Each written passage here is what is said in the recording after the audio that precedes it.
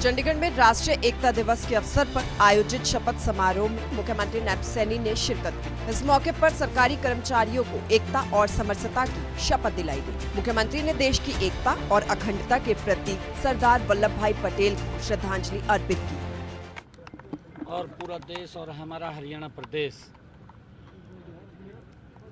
सरदार वल्लभ भाई पटेल को run for unity के माध्यम से एकता की दौड़ और राष्ट्रीय एकता दिवस के रूप में मना रहा है। मैं सभी को बहुत बहुत बधाई देता हूं, क्योंकि सरदार वल्लभ भाई पटेल का जो जीवन रहा है, भारत के प्रथम गृह मंत्री रहे हैं और उनके जो निर्णय थे, उनके निर्णयों का भारत के आने वाली लगातार की पीढ़ियों को उसका लाभ मिलेगा। मुख्यमंत्री नैब सैनी ने अपने संबोधन में प्रधानमंत्री की सराहना करते हुए कहा कि प्रधानमंत्री नरेंद्र मोदी ने सरदार पटेल को सच्ची श्रद्धांजलि दी है। नरेंद्र मोदी जी ने run for unity, statue of unity, जो विश्व की सबसे ऊंची प्रतिमा बना करके उनको सच्ची श्रद्धांजलि दी। आदरणीय प्रधानमंत्री जी का संकल्प है 2047 तक ये विकसित राष्ट्र बने।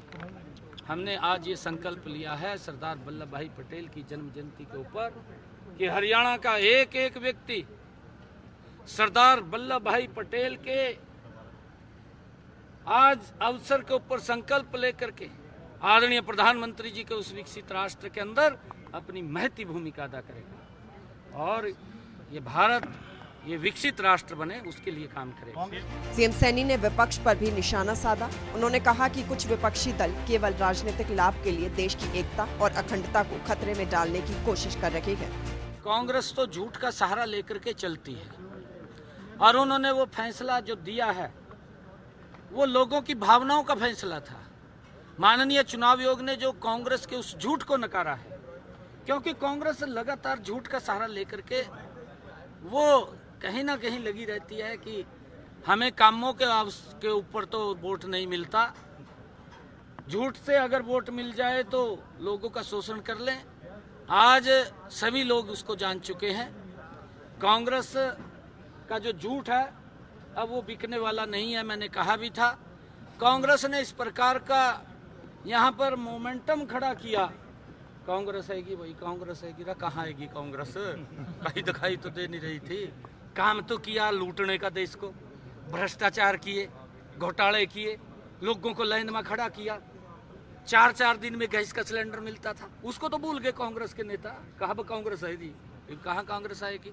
लोगों ने नकार दिया उस झूठ को और एक झूठ फैलाया था कि संविधान को खत्म करेंगे। राहुल गांधी का भी झूठ नहीं चलेगा, उसका अब सुपड़ा साफ है। राष्ट्रीय एकता दिवस देश को उसकी विविधताओं में एकता के महत्व की याद दिलाता है और देशवासियों को इस दिशा में काम करने के लिए प्रेरित भी करता है। सरदार वल्लभ भाई पटेल ने देश को एक सूत्र में पिरोने का काम किया और उनकी इस महान उपलब्धि को हमेशा देश याद रखेगा। चंडीगढ़ से सूर्य समाचार के लिए रवि चंदेल की रिपोर्ट।